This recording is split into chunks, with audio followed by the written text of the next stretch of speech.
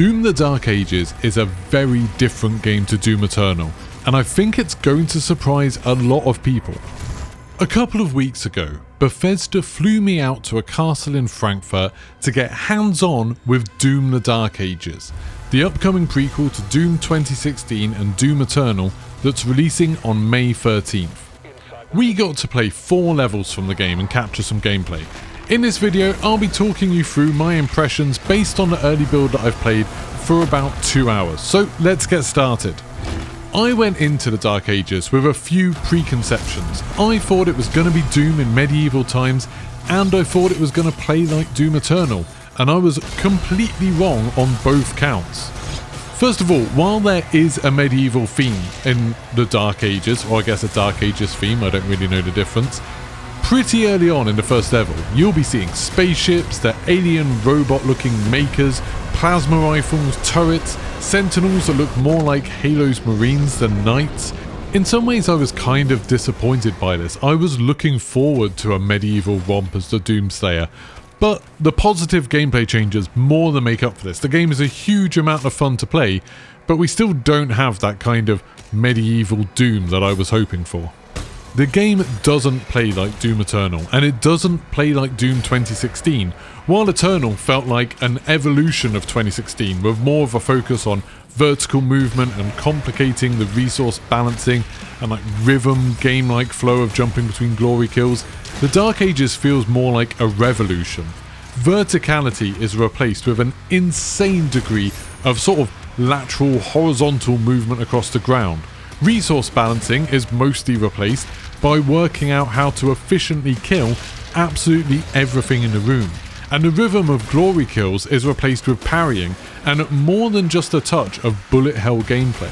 The first section we got to play was essentially the tutorial. While we got to play with more than a few guns along the way, the real focus was teaching you how to use the shield. And this thing feels revolutionary for first-person shooter games. I feel like it's going to stand against Half-Life's gravity gun or Titanfall's Titans as a weapon so different that it changes the way that you think about combat. At first, you learn about blocking. You can block red attacks from enemies, but you do it too much and too quickly and you'll break your shield for a few seconds, which sucks and leaves you defenseless. Green attacks from enemies can be parried by pressing block just as they hit you, and as a note, the parrying window adjusts with difficulty, and you can manually tweak it if you want to be more forgiving or punishing. If you parry a green attack, it bounces the attack back at the opponent, and it gives you a free melee charge.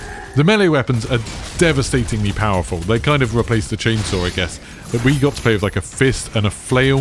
If you have free charges, you can hit a free hit combo that will kill almost everything. Bigger enemies that take more than one hit, you'll actually see like chunks of them go flying off, but smaller enemies just explode into a pink mist.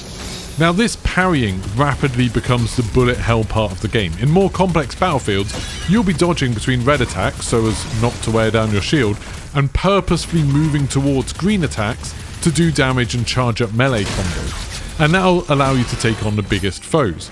We were advised in a kind of pre-game briefing to stand your ground against larger demons like the Cyber Demon, because your impulse after Doom Eternal is to just keep dodging out of the way, but there's no dashing now, so instead you hold position and parry and melee until you beat them down. It feels very, very different, but it is immensely satisfying.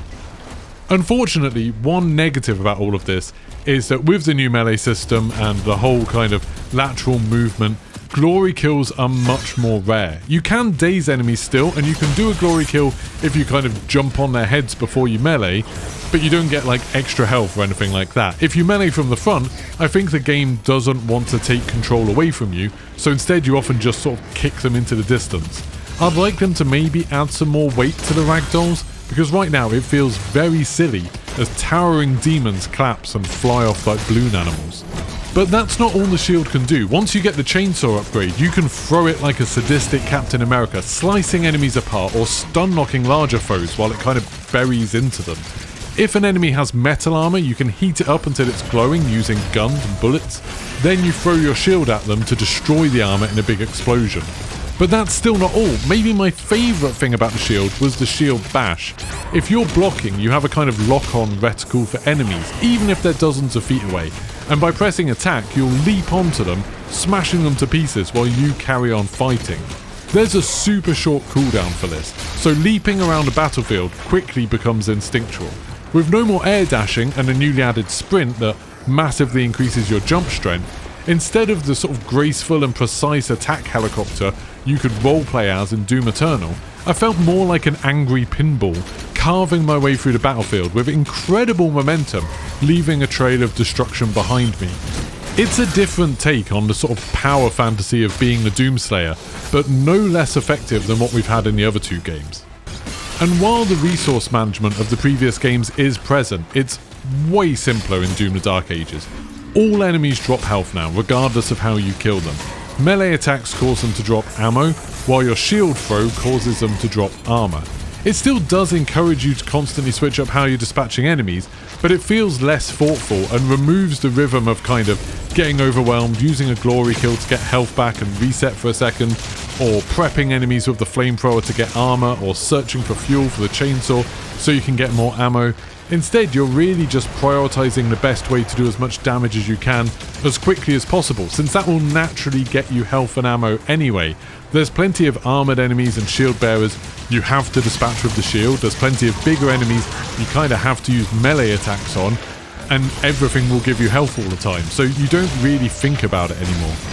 This definitely helps keeping up the momentum of fights, but perhaps the game's lost something in terms of complexity and depth. The next section of the game we got to play, the second one, was controlling the giant mechs that we see in the trailer, and there's another one where you got to fly some kind of cyber dragon. I wasn't really a fan of either of these. They simplified the combat way too much, and I was a bit disappointed to be told that they are in more than one level. They're not a one-off break from the other combat, they're a substantial part of the game. Flying the dragon around was fun, but the attacking boiled down to just locking onto enemies, dodge their green attacks, and then hit them with the more powerful shots you get. And the mech just involved dodging attacks and then holding down fire. Again, you're powered up so you can do more damage. The dragon level had a few interesting ideas, like boarding ships after you knocked out their defenses from the dragon, but it definitely felt like it lacked the polish of the on-foot sections. There's lots of times where you'd kind of be teleported to a different place so the dragon could move the way the animation wanted you to. There was a bit more repetition of things. It just didn't feel that great. But the final section of the demo was really interesting, and this is where I was allowed to capture gameplay. It was a large open area with 4 objectives that could be done in any order you wanted. It was way larger than the biggest areas in the other games. There were plenty of secrets, places to explore, kind of little puzzly Easter eggy type things which I really loved. And even if you were still essentially funneled into the fighting arenas that everybody else would be, you could kind of approach it in your own way, and you could choose what you wanted to do moment to moment. Here we had the most exciting fights. We had most of the weapons available to us, and we were thrown against absolutely hordes of demons. And this meant we had to use every trick that we'd learned so far, so you were constantly staying mobile with the shield bash, targeting armor so you could throw your shield at it to destroy it, using melee combos to take down some of the bigger enemies, powerful guns to take out some of the longer range enemies, all while playing the kind of bullet hell against a boss that was normally kind of immune to damage until we'd killed enough of the other enemies. So they were constantly spamming the arena with attacks that we'd be searching for the green ones to deflect back, to get melee combos and stuff like that. It was really, really cool. It was an awesome example of how all of these systems can work together to make the game really exciting.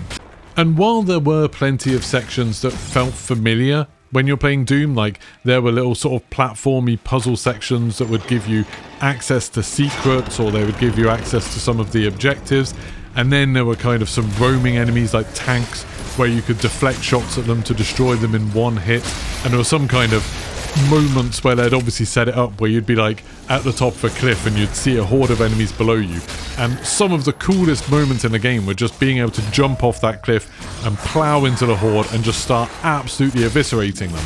Those bits weren't challenging, but they made you feel really cool, like the FUD when the Doomslayer lands on the ground and causing a shockwave which would like throw enemies up, And the music at the end of the first section where the logo comes up, the first song we got to hear sounded absolutely awesome. There were just tons of cool moment-to-moment sort of experiences that I really enjoyed in this game. It really resonated with me. Now, it's worth saying that through all of this, I was just playing on the second difficulty. I heard some people were playing on like Ultra Nightmare and they found some bits of it really difficult. Some people were playing on the same difficulty as me and found it way too easy. People were swapping it around. There's a cool difficulty system where you can actually tweak individual things like how much health enemies have or how much health you have, and I think that's really, really nice that it's a bit more accessible for people, and you can make it so there's more of a challenge in the things you want more of a challenge without having to increase all the difficulty. Stuff like that's absolutely awesome. For me, I felt like the second difficulty was pretty good. Like, that's the level that I played Doom 2016 and Doom Eternal on, and it definitely felt like those games in terms of difficulty. I did definitely die a few times, especially during those big open combat encounters where there was an invincible boss and we had to kill loads of enemies around them. And a lot of that was just me not knowing which weapons to use in the right situation, the most efficient way to get more health back and stuff like that. There were definitely a few things that I wasn't so keen on in this build of the game, and bear in mind, it was an early build of the game. I'm sure some things could change, but like when you wanted to upgrade your weapons, you spent gold, and you'd collect the gold just by running around and picking up all of these big floating gold bars dotted around the map that felt like they were something out of Crash Bandicoot or something like that. It didn't look that great picking up all of these gold bars left in trails around. And in the open world sections, sometimes, like especially with the tanks and things like that, it didn't feel very immersive. Like, it was very gamified. It was just like, oh, here's a tank to make me parry it. Thankfully, during that open world section, just as I was starting to feel a bit like that, like, oh, this is a little bit silly, this isn't as intense and as exciting, something crazy would sometimes happen. Like, at one point, a giant tentacle sprang out of the ground. Like, seriously, way bigger than the ones we've seen in previous Dooms. And that really took me by surprise. That was really, really awesome. Sometimes there's some bits of background chatter that are quite funny, like there's a bit of a sense of humour to it, and that's really good. But then sometimes we were bashing up against sort of the edge of the simulation, the edge of what they've done well. Like, in the first section especially, there were loads of bits where you would see the kind of other sentinels that you were meant to be there to protect, and you couldn't interact with them at all. Like, they wouldn't react to you being there really. They might say one voice line, and then that was it. You couldn't accidentally hurt them or anything like that, even if you sort of splattered down on top of them. It just felt oddly static, a bit like a more old-fashioned game, but not necessarily in a good way. But overall, I've come away pleasantly surprised by Doom: The Dark Ages. It's nearly entirely in a positive way. I am a bit let down that it's not as medieval focused as I kind of expected, and I think the glory kills being so rare does take something away from the game that I really used to enjoy. Like, I really used to enjoy that kind of jumping from glory kill to glory kill, and somehow they didn't get old throughout playing Doom 2016 and Doom Eternal. But the shield feels so good to use that it kind of overwhelms all of those little negatives. Like, all of those little things seem completely irrelevant because that shield was just awesome. I can't wait to play more of it. I also haven't mentioned the graphics. They looked absolutely stunning. The whole thing was captured with a PC using a 5090 at 4K 60, no DLSS or anything, no frame gen. It looked awesome. The audio was so punchy, really, really impressive. And overall, I just got a sense that the developers have taken risks with this game, which is a super brave thing to do. You know, Doom 2016, wildly successful, people loved it. Doom Eternal built on that formula, super critical success again, a lot of fans absolutely loved it. And now with Doom: The Dark Ages, they could have just rested on their laurels and been like, oh, we'll do another one of a slightly different skin. But instead, they really have changed things up. I can't stress enough that this does not feel like Doom Eternal at all. And some people might not be keen on that. Some people might have been hoping for Doom Eternal. But I love the innovation. I love the originality. And I can't wait to see what they've done with the rest of the game. If you have any questions about what I've played, let me know in the comments and I'll do my best to answer them. If you liked the video, don't forget to like and subscribe. And I'll see you for some more Doom: The Dark Ages content when it releases on May 13th.